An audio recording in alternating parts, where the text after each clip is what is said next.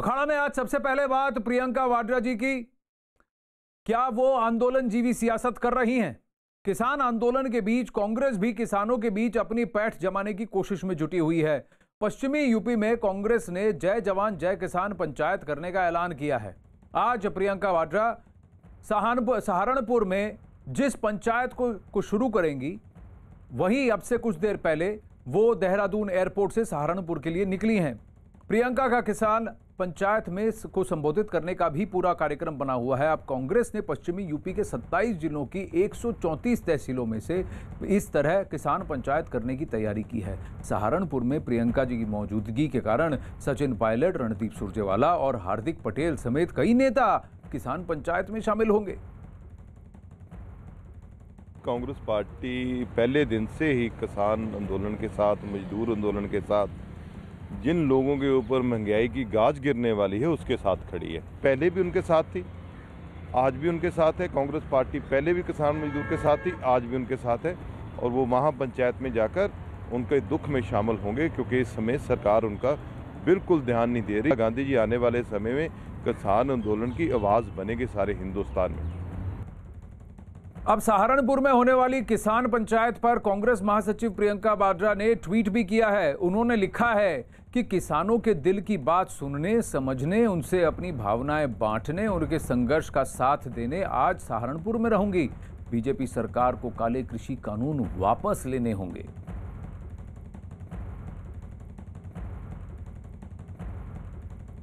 वहीं सहारनपुर में प्रियंका के पहुंचने से पहले कांग्रेस की किसान पंचायत मुश्किलों में पड़ती नजर आई। सहारनपुर प्रशासन ने त्योहारों, परीक्षाओं, कोरोना और खुफिया अलर्ट का हवाला देते हुए 5 अप्रैल तक धारा 144 लागू करने के आदेश जारी कर दिए हैं, जिसके तहत एक साथ 5 से ज्यादा लोग एक जगह पर इकट्ठा नहीं हो सकते। वहीं न्यूज 18 के अजीत सिंह की खबर है कि कांग्रेस ने किसान पंचायत के लिए मंजूरी भी नहीं ली है।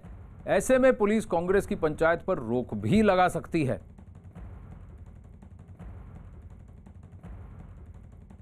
ये धारा 144 लगातार जनपद में चल रही है। ये विगत 6 फरवरी से जो है लगी है और आगे जो है ये एक महीने के लिए लगाई जाती है। एक सामान्य प्रक्रिया है। धारा 144 जनपद में लगी हुई है, लगाई जाती है और जो आगामी त्यौहार हैं उनको सकुशल संपन्न कराने के लिए और जो कोविड संक्रमण है उसके जो प्रोटोकॉल हैं उनका प्रभावी तरीके से पालन करने के लिए हम लोग इसको लगातार लगा रहे हैं। उसी क्रम में धारा 144 लगाई गई।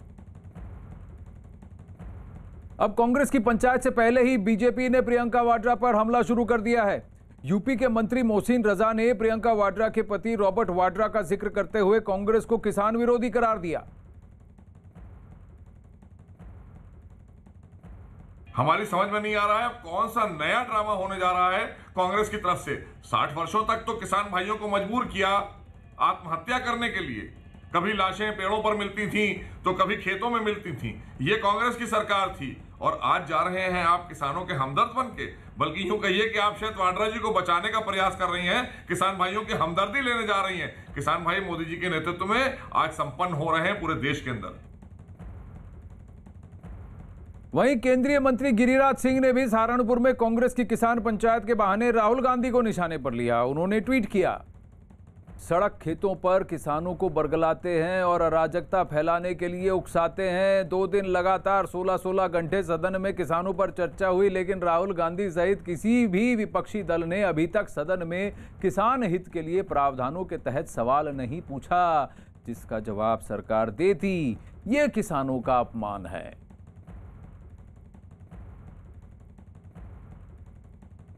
ऋषि मिश्रा हमारे साथ जुड़ रहे हैं, राजनीतिक विश्लेषक, और बीजेपी के प्रवक्ता मनीष शुक्ला भी थोड़ी देर में जुड़ेंगे और हम सहारनपुर से ग्राउंड रिपोर्ट भी लेने की कोशिश करेंगे। लेकिन ऋषि मिश्रा जी, एक बात बताइए, ये बहती गंगा में हाथ धोने वाली जो कहावत है, आंदोलन जीवी होने की जो प्रथा है, इसको निभा रही हैं प्रियंका वाड्रा जी? देखिए आनंद जी, किसानों के मर्म पे मलहम लगाना क्या गुनाह है? क्या अन्नदाताओं की चिंताओं को एक राजनीतिक पार्टी होने के नाते यदि प्रियंका गांधी रखती हैं तो क्या ये गुनाह है? आंदोलन जीवी होने पे तो गर्व है। जुमलेबाज जीवी तो प्रियंका गांधी तो नहीं है ना। जुमलेबाज जीवी से अच्छा आंदोलन जीवी परजीवी होना अच्छा है। जिस मोदी ने नए शब्दों को गढ़ा है, आप उनसे भी पूछते कि ताज होटल में वो क्या कर रहे थे, आंदोलनजीवी बन रहे थे कि फोटेजीवी बन रहे थे। तो कहीं ना कहीं प्रियंका गांधी किसानों के मर्म पे मलहम लगाना चाहती है, किसानों के मांगों को जनता के सामने रखना चाहती है। अगर ऐसा है तो सदन में अभी तक कांग्रेस की तरफ से और किसी भी विपक्षी दल की तरफ से, अभी आपने देखा गिरिराज सिंह ने क्या ट्वीट किया, 2 दिन से 16-16 घंटे चर्चा चल रही है, कांग्रेस के नेता कहाँ है, सवाल क्या पूछा है, मुझे बताइए काला कानून में काला क्या है। यही तो नरेंद्र तोमर भी पूछ रहे हैं, प्रधानमंत्री भी पूछ रहे हैं। आप ही बता दीजिए काले कानून में काला क्या है। ये देखिए, सीधी बात मैं आपसे करता हूं, देखिए अखाड़ा में मैं इधर उधर की बात नहीं करता, सीधा दाव मैं आपके सामने रख रहा हूं। ये सिर्फ उत्तर प्रदेश के चुनाव के लिए है, ये सिर्फ उत्तर प्रदेश में कांग्रेस को वापस से जगाने का काम है। उनको लगता है कि किसान की आड़ में पंचायत कर धीरे धीरे कांग्रेस को वापस वहां पर थोड़ा सा मजबूत किया जा सकता है, यही इनका एजेंडा है। क्योंकि ना क्षेत्र प्रशासन से इन्होंने परमिशन लिया है, धारा 144 लगी है, फिर भी वो करने जा रहे हैं। तो यहां पर लॉ एंड ऑर्डर रूल्स को फॉलो कौन कर रहा है? ये आंदोलनजीवी प्रथा तो ऐसी है, चाहे कुछ भी कर लो, हमें तो भाई मौका परस्त बनना है। आनंद जी, यदि आप सहारनपुर के एसपी का बयान सुने होते तो आप शायद ऐसी बातें नहीं करते। नंबर 1। नंबर 2, 1973 में जब अटल बिहारी वाजपेयी लखनऊ में बहुगुना सरकार के विरुद्ध प्रदर्शन कर रहे थे, किसानों के साथ, किसानों के मांग के साथ वो गिरफ्तारी दिए थे, तो क्या वो राजनीति कर रहे थे? एक पुराने पॉलिटिकल पार्टी होने के कारण, देश के सबसे बड़े पॉलिटिकल पार्टी होने के कारण उस वक्त किस बात का प्रदर्शन हो रहा था, मुझे बताइए। 1973 में जब वाजपेयी जी प्रदर्शन कर रहे थे, क्यों कर रहे थे? क्यों कर रहे थे? किसानों के लिए कर रहे थे। किसानों के लिए क्या मुद्दा क्या था बताइए ना। अरे मुद्दा क्या था बताइए ना, हवा में तीर छोड़ रहे हैं आप, मुझे बताइए। अब मुझे बताइए मुद्दा क्या था उस वक्त? मुद्दा किसानों का था। क्या था किसानों का मुद्दा? आप देख लीजिए क्या था किसानों का मुद्दा? रिफॉर्म्स का मुद्दा था। किसानों को मार्केट मंडी में सही अपनी उपज के दाम मिलने का मुद्दा था।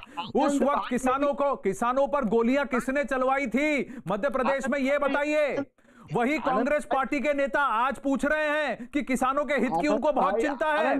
किसानों पर गोली चलवाने वाले आज पूछ रहे हैं कि हमें किसान का हित चाहिए। जो कह रहे थे कि हमें मंडियां खुलवानी है, जो कह रहे थे कि हमें मंडियां, हमको प्राइवेट प्लेयर्स को लाना है, जो कह रहे थे हमको वन कंट्री वन मार्केट जाना है, जिन्होंने अपने शासनकाल में एमएसपी 3 या 4 उपज 4 खाद्य पदार्थों से आगे कुछ नहीं दिया, वो आज पूछ रहे हैं। वो आज ये सवाल पूछ रहे हैं जिन्होंने अपने मैनिफेस्टो में लिखा उन्हीं कानूनों के बारे में, वो आज पूछ रहे हैं। देखिए, ये किसान हित है कि कांग्रेस को वापस जगाने की कोशिश है? आप सीधा बताइए। सुन तो लीजिए। अभी रिपोर्ट एक और आ रही है, मनीष शुक्ला जी हमारे साथ जुड़ रहे हैं। अब देखिए, रुद्राक्ष माला पहने माघ मेला में संगम में डुबकी भी लगाने वाली हैं, मंदिर में पूजा भी करने वाली हैं प्रियंका वाड्रा जी। अब मनीष जी बताइए, एजेंडा किसान है कि एजेंडा कांग्रेस को वापस खड़ा करने का है उत्तर प्रदेश चुनाव से पहले? देखिए, दरअसल कांग्रेस और तमाम विपक्ष के लोग पंचायत से पार्लियामेंट तक जनता के अदालत में खारिज की जा रहे हैं। तो अब किसानों के आंदोलन को उन्होंने अवसर समझा और उनके कंधों पर बंदूक रख के अपनी राजनीतिक विरासत को संवारने के लिए इस तरह से वो सामने आई हैं।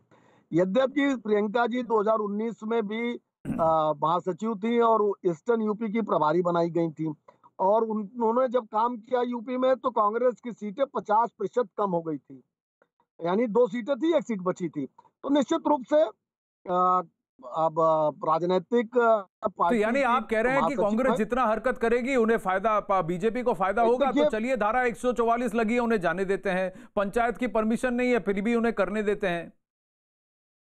नहीं, देखिए, मैं 2 बातें कह रहा हूँ। एक तो इस कानून, कृषि सुधार कानून पे जो कांग्रेस का भोला विरोध है उसको जनता समझती है, और तमाम ऐसे इश्यूज पर। अभी आपने मंदिर की बात की, अगर गांधी परिवार का कोई व्यक्ति मंदिर जाए तो लोग समझ लेते हैं, लग रहा है। अब देखिए, किसान के हित की बात कर रहे हैं ना, ऋषि मिश्रा जी कह रहे हैं कि किसान के हित के लिए प्रियंका वाड्रा जी वहां गई हैं। 1 मिनट जरा राकेश टिकैत की बात सुन लीजिए, जो कि किसान का मोर्चा संभाल कर गाजीपुर में बैठे हैं, अपने खुद के नंबर बढ़वाने की भी कोशिश कर रहे हैं, जाट गुजरों के अंदर अपने आप को जाट वोटों का समीकरण करने की कोशिश कर रहे हैं। लेकिन उन्होंने खुद प्रियंका के सहारनपुर दौरे और कांग्रेस की किसान पंचायत को ज्यादा तवज्जो नहीं दी है। पॉलिटिकल आदमी कहाँ जा रहा है, उसमें प्रियंका गांधी कहाँ जा रही है, मुझे क्या अनुरोध है? स्टेज पे आएंगे ना, माइक पे अपना आना है, आओ, स्वागत है सबको। आ जाओ और अपना प्रेस से अपनी बात कर लो, जो बात कहनी है अपनी पब्लिक से बात कर लो। अब बोलिए ऋषि मिश्रा जी, पॉलिटिकल आदमी क्यों जा रहा है वहां? आना है आओ, लेकिन स्टेज नहीं मिलेगा आपको। जी मैं दो बातें कहना चाहता हूं। यदि आनंद अब ये जी खुद किसान नेता कह रहे हैं, अब ये खुद किसान नेता कह रहे हैं। आनंद जी आप में यही प्रॉब्लम है, आप सुनते नहीं है। इस देश का संसदीय परंपरा रहा है 70 साल का। यदि संसदीय इतिहास देखेंगे, किसी भी बिल को लेके यदि विरोध एक भी सांसद का होता है, वो बिल सिलेक्ट कमेटी में चला जाता है। नहीं नहीं नहीं नहीं नहीं नहीं नहीं, एक भी सांसद का विरोध होता है तो बिल सेलेक्ट कमेटी में नहीं जाता है। और किसान के रिफॉर्म्स की बात सेलेक्ट कमेटी क्या, स्टैंडिंग कमेटी क्या, घूम घूम कर 20 साल से चक्कर काट रही है।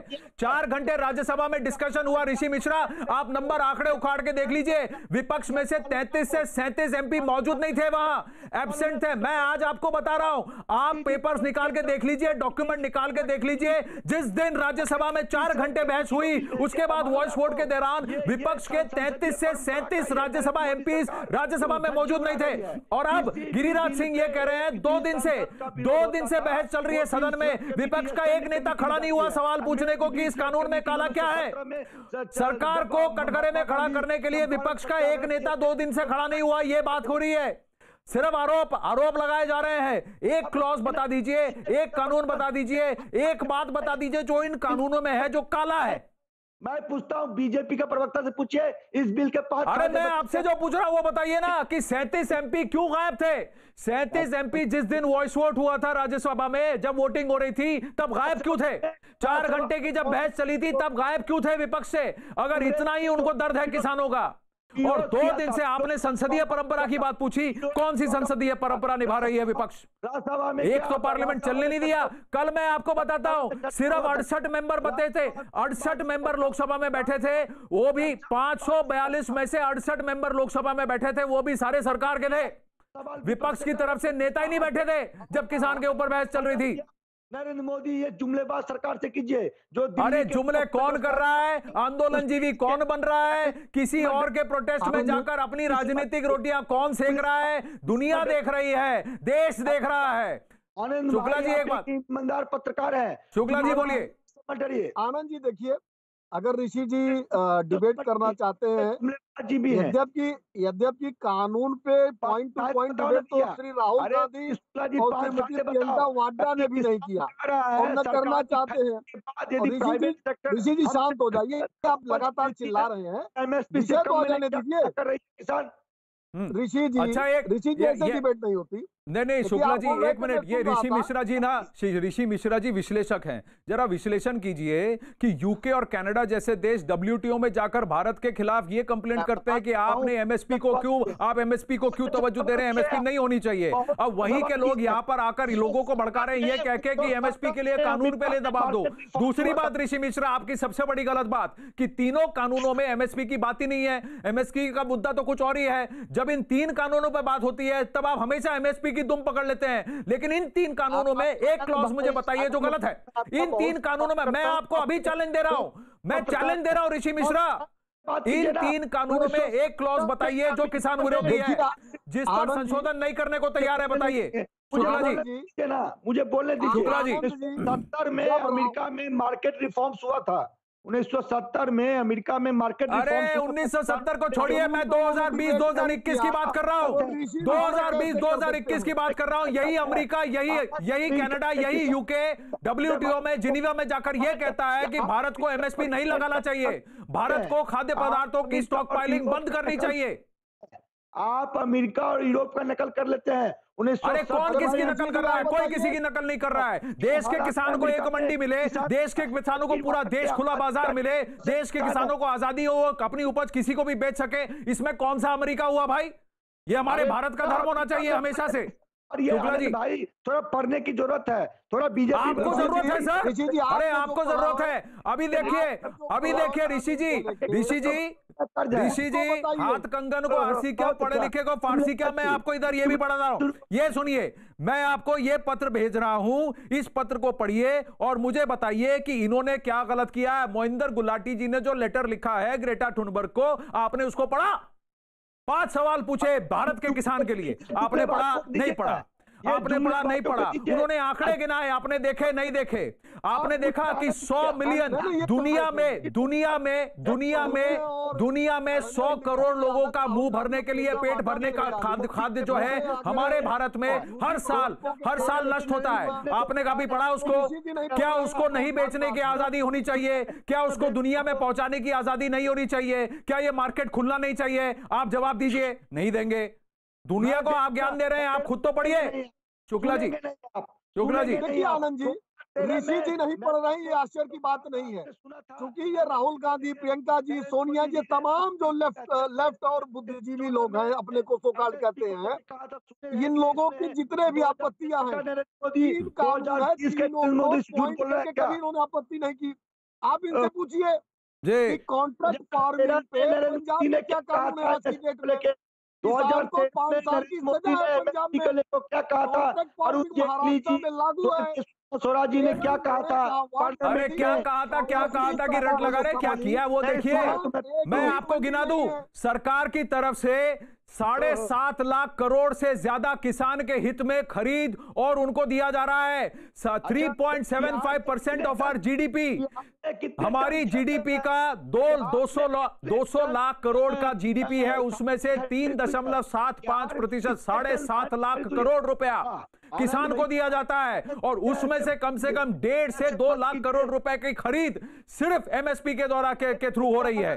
ये सारे आंकड़े पढ़िए, थोड़ा अपना ज्ञानवर्धन कीजिए, आंदोलन जीवियों की पूंछ पकड़ना बंद कीजिए। लेकिन 26 जनवरी को दिल्ली में हुई हिंसा में साजिश का नया सबूत सामने आया है। उमेश श्रीवास्तव हमारे साथ सहारनपुर से जुड़ रहे हैं, लेकिन ये मैं आपको खबर शेयर करना चाहूंगा कि न्यूज 18 के मनोज गुप्ता की रिपोर्ट है कि आतंकी संगठन सीक फॉर जस्टिस के सरगना को 26 जनवरी की हिंसा के पहले ही जानकारी थी।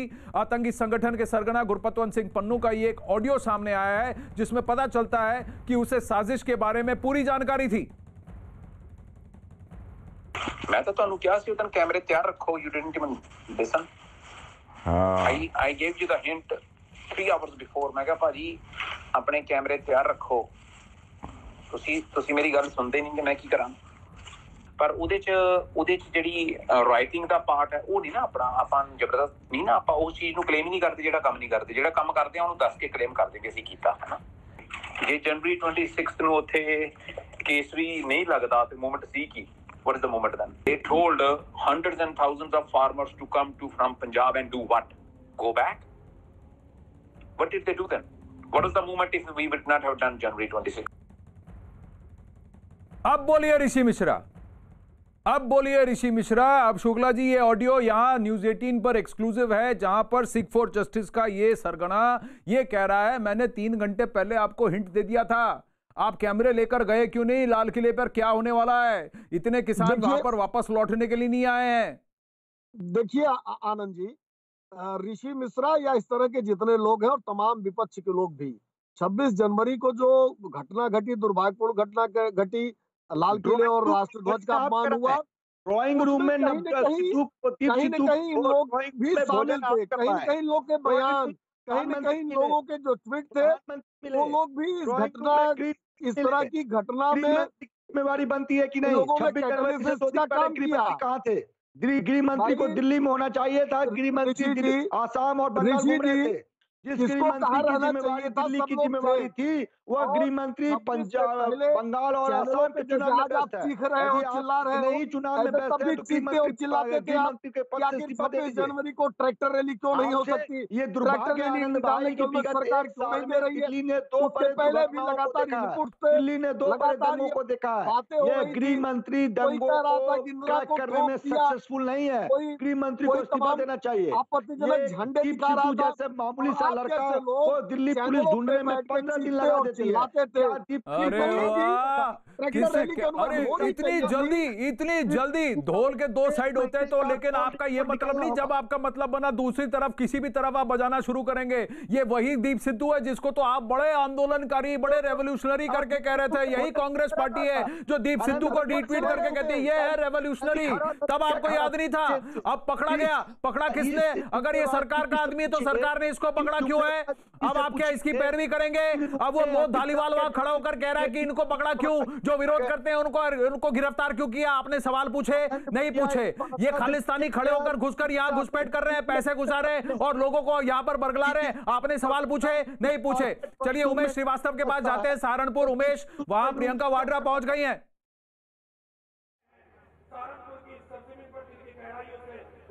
जी हाँ, देखिए, कांग्रेस की राष्ट्रीय महासचिव प्रियंका गांधी वाड्रा शाकंभरी देवी मंदिर पहुंच चुकी हैं। शाकंभरी देवी मंदिर में वो दर्शन पूजन अर्चन कर रही हैं। उसके बाद वो एक दरगाह जाएंगी, दरगाह पर माथा टेकेंगी। दरगाह पर माथा टेकने के बाद वो सीधे किसान पंचायत में शिरकत करने के लिए पहुंचेंगी। ऐसा माना जा रहा है कि 30 से 40 मिनट के अंदर प्रियंका गांधी वाड्रा यहाँ पहुँच जाएंगी और किसानों को संबोधित करेंगी, किसान पंचायत में शिरकत करेंगी। यहाँ की तस्वीरें आप देखिए कि किस तरह से यहाँ पर लोग इकट्ठा हुए हैं। और देखने वाली बात होगी कि आज जब प्रियंका गांधी यहाँ पर आती हैं तो वो क्या कहती हैं, किस अंदाज में खास तौर से केंद्र सरकार पर निशाना साधती हैं। ये देखना बेहद दिलचस्प होगा, बेहद इंपॉर्टेंट होगा। और ऐसा माना जा रहा है कि प्रियंका गांधी, क्योंकि उत्तर प्रदेश की प्रभारी भी हैं, प्रियंका गांधी ये चाहती हैं कि मिशन 2022 की जो जंग है, जो लड़ाई है, वो कांग्रेस वर्सेस बीजेपी हो जाए। और कांग्रेस के सूत्र यही कहते हैं। और ये तस्वीरें आप देखिए कि किस तरह से यहाँ पर बच्चे भी आए हुए हैं, छोटे छोटे बच्चे भी यहाँ पर आए हुए हैं, प्रियंका गांधी को देखने के लिए आतुर हैं, उनको सुनने के लिए आतुर हैं। और जहाँ जहाँ तक निगाह जा रही है, यहाँ पर लोगों की ये भीड़ नजर आ रही है। देखने वाली बात होगी कि प्रियंका गांधी वाड्रा यहाँ पर जब आती हैं तो वो क्या कहती हैं। उमेश, लेकिन यहाँ तो धारा 144 लगी है, इतनी भीड़ इकट्ठे कैसे हो गई? और कोरोना काल में किसी के पास भी मास्क नहीं दिख रहा। ये देखना बेहद इंपॉर्टेंट होगा। जी हाँ, बिल्कुल सही बात कह रहे हैं कि कोरोना काल में किसी के पास मास्क नहीं दिख रहा है। यहाँ पर धारा 144 भी लगाई गई है। धारा 144 के बाद ये हाल है। कुछ देर पहले अखिलेश सिंह, जो सहारनपुर के जिलाधिकारी हैं, उन्होंने कहा कि धारा 144 यहाँ पर लगाई गई है और उसको इम्प्लीमेंट कराया जाएगा और कानून का पालन कराया जाएगा। लेकिन ये तस्वीरें आप देखिए कि किस तरह से कोई भी व्यक्ति मास्क लगाए हुए तो नजर ही नहीं आ रहा है और सोशल डिस्टेंसिंग की तो धज्जियां यहाँ पर उड़ ही रही हैं। इन तस्वीरों में साफ तौर पर दिखाई देता है कि किस तरह से यहाँ पर धारा 144 का उल्लंघन हो रहा है। और साथ ही साथ सोशल डिस्टेंसिंग, मास्क, ये तो भूल ही जाइए, सिर्फ हाथों में झंडा ये लहराता हुआ नजर आ रहा है। इंडिया यूथ कांग्रेस लिखा हुआ है, प्रियंका गांधी की तस्वीर बनी हुई है, पोस्टर्स और बैनर से पूरा का पूरा ग्राउंड पाटा गया है। लेकिन यहाँ पर यकीनन मास्क किसी ने नहीं लगा रखा है और मास्क तो छोड़िए, किसी ने अपना फेस भी कवर नहीं कर रखा है। तो निश्चित तौर पर ये सवाल तो उठते हैं कि जो भी आयोजक हैं उन्होंने कैसे प्लानिंग की, कैसे स्ट्रेटजी बनाई कि इतनी भयावह तस्वीरें कोरोना काल में देखने को मिल रही हैं, क्योंकि सोशल डिस्टेंसिंग तो यहाँ बिल्कुल है ही नहीं और मास्क तो कहीं नजर ही नहीं आ रहा है। तो यकीनन लोग ये बात कर रहे हैं। यहाँ पुलिस की टीम भी खड़ी हुई है, पुलिस के जवान, पुलिस की टीम ने इसकी अनुमति क्यों दी है अगर परमिशन नहीं ली गई है तो? और अगर धारा 144 लगी है तो इस तरह की पंचायत की अनुमति क्यों दी गई है? ये सवाल भी उठते हैं। उमेश, बहुत बहुत धन्यवाद आपकी अपडेट के लिए। जब प्रियंका वाड्रा वहां पहुंचेंगी हम वापस आपसे रूबरू होंगे, वापस आपसे जुड़ेंगे। वहीं मैं आपको बताना चाहूंगा दर्शकों को यहां न्यूज 18 इंडिया पर अखाड़ा पर कि 26 जनवरी को लाल किले पर हुई हिंसा और पुलिस वालों पर हमले के आरोपी दीप सिद्धू पर बड़ी खबर आ रही है।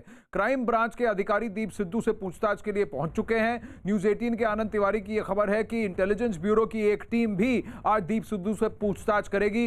न्यूज 18 को मिली एक्सक्लूसिव जानकारी के मुताबिक दीप सिद्धू से 26 जनवरी हिंसा की साजिश पर सख्त सवाल पूछे जा सकते हैं। खबर यह है कि जांच एजेंसियां दीप सिद्धू को उसके बनाए वीडियो और भड़काऊ भाषण दिखाकर सवाल पूछने में जुटी है।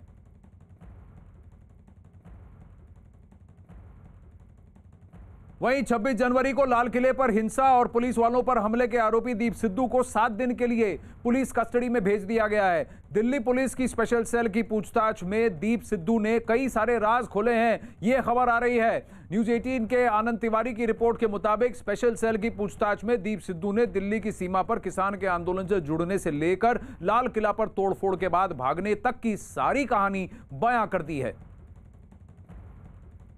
और यही नहीं, दीप सिद्धू से पूछताछ के लिए क्राइम ब्रांच के ऑफिस में जॉइंट सीपी बीके सिंह भी पहुंचे हैं।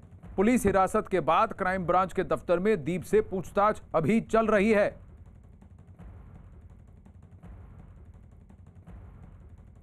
वहीं स्पेशल सेल की पूछताछ में दीप सिद्धू ने बताया कि वो 25 नवंबर को पहली बार सिंघू बॉर्डर आया था और वहां दीप सिद्धू अपने खुद के एक टेंट में रुका।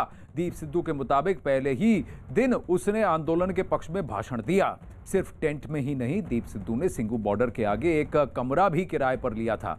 भीड़ को भड़काने वाले वीडियो के सवाल पर उसने कहा कि भीड़ के साथ था, इसलिए भड़काने की बात की। दीप सिद्धू ने यह भी माना कि वो कई बार लखा सदाना से सिंघू बॉर्डर पर मिला।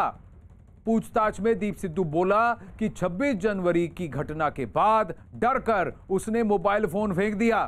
स्पेशल सेल की पूछताछ में उसने कहा कि उसने छिपने के लिए दोस्तों से कई बार मदद ली। दीप सिद्धू ने बताया कि दोस्तों के फोन से ही वीडियो बनाकर उसने फेसबुक पर डाले और विदेश में रहने वाले कई दोस्तों से ये वीडियो फेसबुक पर अपलोड करवाए। दीप सिद्धू के मुताबिक कैलिफोर्निया की एक महिला दोस्त ने उसकी बड़ी मदद की।